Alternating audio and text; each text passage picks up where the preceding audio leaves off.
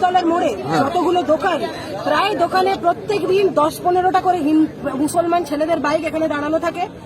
যতজন এখানে দাঁড়িয়ে আছে কেউ রাস্তায় এখানে ভালোভাবে বেরোতে পারে না। ইভেন গোটা টাউনে তাই অবস্থা, গোটা টাউনে তাই অবস্থা। আজকে হুলির দিনে 50টার মতো প্রায় গাড়ি, 50টার মতো, আরো বেশি হবে।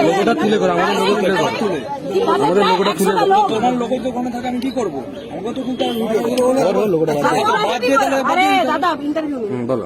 তারপরে 100টা, প্রায় 100টার মতো লোক মাথায় টুপি পরা ওখানে এসে এখানে দাঁড়িয়েছে। তার আগে তালপুকুরে মারপিট করে এসছে, মারপিট করে এসে ওখানে ছেলেটা দাঁড়িয়েছিল, ছেলেটাকে বলছে তুই কি হিন্দু বলে দেখো ওরকম মেরে তার অবস্থা খারাপ করে দিয়েছে, নার্সিং হোমে ভর্তি করে দিয়েছে।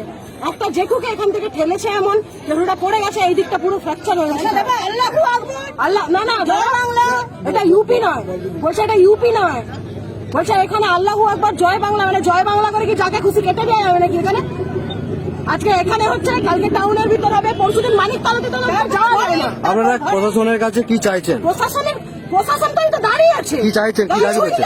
প্রশাসন কোনো কাজের নয় দাদা। এবার যা মনে হচ্ছে দেখে সবাইকে নিজের পরিবারের দায়িত্ব নিজের হাতে নিতে হবে, তাতে যদি জেল হয় হবে। বলছি আপনাদের